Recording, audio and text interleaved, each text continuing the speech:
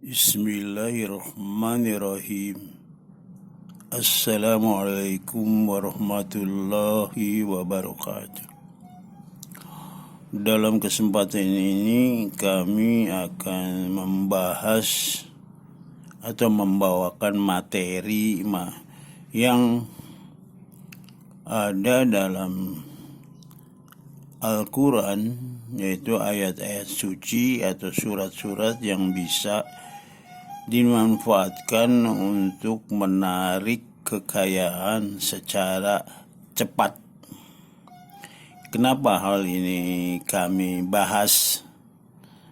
Yaitu dengan tujuan untuk saudara-saudara seiman jangan sampai melakukan suatu tindakan yang salah karena keinginan mendapatkan kekayaan secara instan, sehingga melakukan perbuatan yang melanggar yang ditentukan oleh Allah Subhanahu wa Ta'ala, seperti melakukan pesugihan. Terus terang saja, melakukan pesugihan itu besar sekali resikonya, baik untuk pelaku pesugihan itu sendiri maupun untuk keluarganya. Mau tidak mau, itu akan meminta resiko atau konsekuensi adanya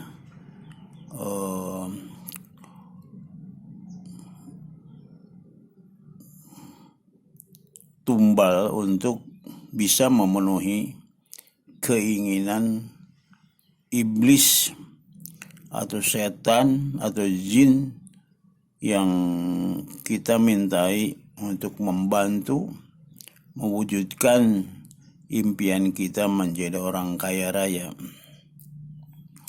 Ya, barangkali dengan materi yang kami bahas ini, saudara-saudara menjadi satu solusi, karena terus terang di zaman yang sangat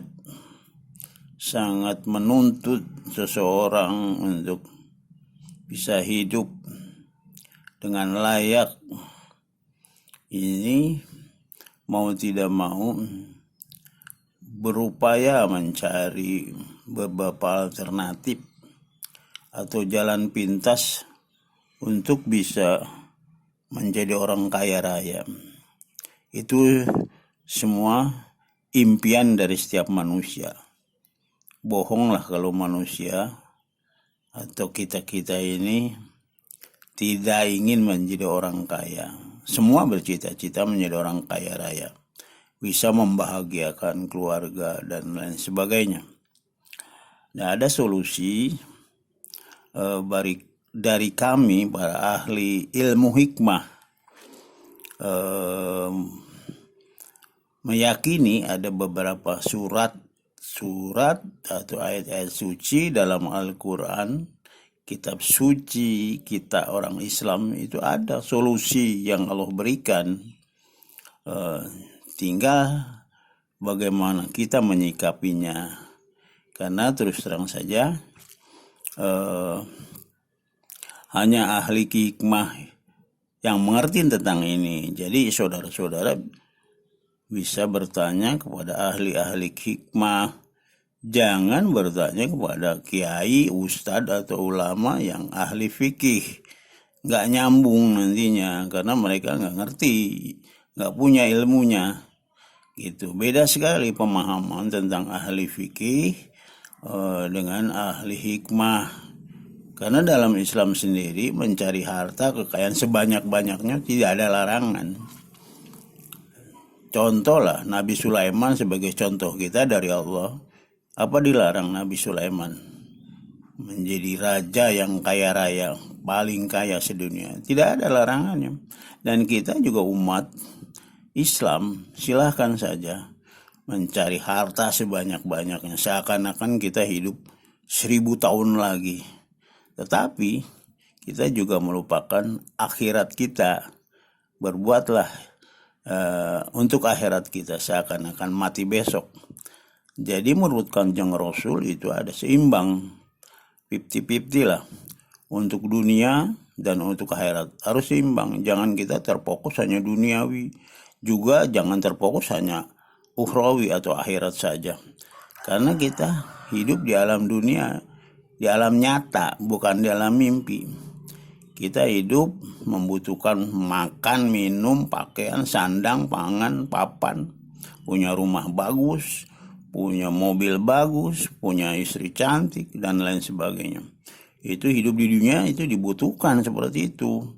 Jadi kalaupun ada yang melarang-larang, ya, itu maksudnya larangan itu jangan kita sampai terlena oleh harta kekayaan dalam dunia ini sehingga melupakan akhirat kita nanti. Karena pada suatu saat tetap kita akan mati. Siapapun dia, mati adalah satu ketetapan yang sudah dibuat oleh Allah untuk para makhluknya. Mati itu pasti. Tidak ada orang yang tidak akan mati. Oleh karena itu, saran dari kami untuk sahabat-sahabat itu janganlah melakukan pesugihan yang tidak islami, seperti minta kepada nikah dengan Nyi Blorong, dengan ngipri, nikah dengan ratu ular, dengan babi ngepet atau monyet ngepet, dan lain sebagainya. Itu ada risiko besar. Berdasarkan pengalaman kami mendampingi, meneliti tentang orang-orang yang melakukan pesugihan secara tidak islami, itu sangat risiko. Untuk pelaku pesugihan itu sendiri, yaitu nyawa yang diminta, juga keluarganya. Jadi ada semacam pengorbanan atau tumbal. Dan di akhirnya rata-rata orang yang melakukan pesugihan yang menyimpang ini, meminta kepada iblis, meminta kepada setan, akhirnya adalah penyesalan. Memang di awal-awal kita dilimpahi uang banyak dengan mudah, kemudian harta melimpah dengan mudah. Itu berdasarkan pengalaman kami, para ahli hikmah, ahli spiritual melakukan penelitian. Ternyata hanya di awal-awalnya aja para pelaku pesugihan ini dikasih kekayaan yang berlimpah, nikmat yang seakan-akan tidak akan habisnya. Tetapi di balik itu semua ada risiko besar yang menanti si pelaku pesugihan, karena mau tidak mau antara si pelaku pesugihan dengan para makhluk goib atau astral atau jin, setan, genderuwo dan lain sebagainya, itu ada satu macam perjanjian yang perjanjiannya sangat berisiko tinggi, yaitu nyawa kita. Jadi sebelum kita mati, itu 2 tahun sebelumnya, seumpamanya begini, kita diberi umur Allah 60 tahun. Itu 2 tahun sebelum kita mati, yang betul-betul mati dari Allah, karena ketetapan mati itu hanya dari Allah, tidak ada dari makhluk, dari siapapun. 2 tahun sebelumnya itu kita sudah diambil oleh makhluk yang memberikan jalan pintas, yaitu kekayaan. 2 tahun itu kita bukan mati, karena mati sesungguhnya hanya dari Allah. Itu kamuflas lah. Jadi orang itu diambil, kemudian masih hidup, dalam kondisi hidup, kemudian dipekerjakan menjadi budak-budak para iblis itu. Atau kalaupun yang menikahi ular, anak-anak buah Nyi Blorong, itu kembali menjadi anak buahnya Nyi Blorong, berbentuk ular. Jadi wujudnya manusia tapi berbadan ular. Ini pernah ada terjadi. Melakukan penelitian kami, para ahli spiritual dan ahli ilmu hikmah, terhadap seseorang yang melakukan pesugihan dengan anak buah Nyi Blorong. Itu ketika dia meninggal, kita udah tahu waspada bahwa saudara FS, kita panggil saja FS, saudara Mas FS ini adalah seseorang yang melakukan pesugihan menikahi ular, anak buah Nyi Blorong. FS ini orang Bekasi ya, tinggal di daerah Bantar Gebang. Kemudian ketika dikabarkan dia meninggal, kita dengan beberapa kawan dari spiritual melakukan penelitian pengejaran ke tempat dia waktu itu melakukan pesugihan di sana. Dan karena ya kemampuan yang ilmu yang kami miliki, kami tahu bahwa FS ini dibawa oleh sang iblis itu ke sana dalam kondisi hidup, bukan mati, mayat. Mungkin ya di tempat dia si FS ini di daerah Bantar Gebang itu memang ribut FS meninggal. Dan kalau kita teliti itu bukan mayat ya, tetapi dirubah dari gedebong pisang atau apapun gitu. Dan ternyata waktu kami mengejar ke tempat pelaku pesugihan ini di daerah Sukabumi, itu si FS ini berubah wujudnya. Si kondisi badan ke bawah itu berbentuk seperti ular, tapi dari semasa perut atau pusat ke atas itu tetap berwujud manusia si FS ini. Dan kita mengikuti sampai di tempat di mana si FS ini dijadikan budak oleh iblis, yang tempat dia meminta kekayaan. Itu nyata sekali. Kalaupun kita melakukan pesugihan seperti itu, seperti menikah dengan ular atau menikah dengan monyet atau menikah dengan babi, itu akan kembali ke tempat di mana kita awal meminta kekayaan dari para iblis ini. Itu fakta nyata ada. Kami dari kelompok para pemilik ilmu-ilmu tentang spiritual dan ilmu hikmah itu sampai saat ini melakukan penelitian tentang sejauh mana orang-orang yang melakukan pesugihan meminta harta kekayaan kepada iblis seperti buto ijo dan lain sebagainya. Padahal kalau kita mau, itu tidak harus melakukan pesugihan meminta kepada iblis. Mintalah kepada Allah yang maha kuasa, karena Allah lah yang maha kaya, Allah yang maha memberi.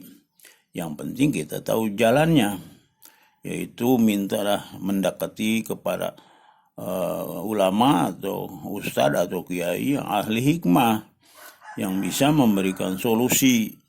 Karena dalam ayat-ayat suci Al-Quran itu ada beberapa yang bisa digunakan, dimanfaatkan. Tidak dilarang kita, seperti suratul Ikhlas, Kulhu, terus Bismillahirrahmanirrahim, itu bisa kita manfaatkan untuk bisa menarik kekayaan atau meminta uang dalam jumlah banyak. Itu bisa, asal kita tahu rahasianya. Semualah melalui ritual. Karena setiap surat dalam Al-Quran itu ada hadamnya. Hadamnya itulah yang kita panggil, bisa membantu kita dalam keinginan mewujudkan menjadi orang kaya raya, banyak uang, bisa membayar hutang dan lain sebagainya. Itu padahal Allah terus terang sudah memberikan solusi kepada kita melalui kitab sucinya Al-Quran yang dibawa oleh Rasulullah SAW. Sementara sampai di situ dulu. Nah, mungkin saya akan membahasnya lebih terinci tentang surat-surat apa saja yang bisa dimanfaatkan. Karena dalam ilmu hikmah itu ada 15 tingkatan kalau seseorang ingin menjadi orang kaya raya. Dari mulai pertama adalah membaca wa ma yattaqillaha yaj'allahu mahraja dan seterusnya. Kemudian tingkat kedua, ketiga, keempat. Karena terus terang, kalau seseorang sudah mulai mencapai tingkatan ke-10 saja, itu luar biasa bisa kaya rayanya.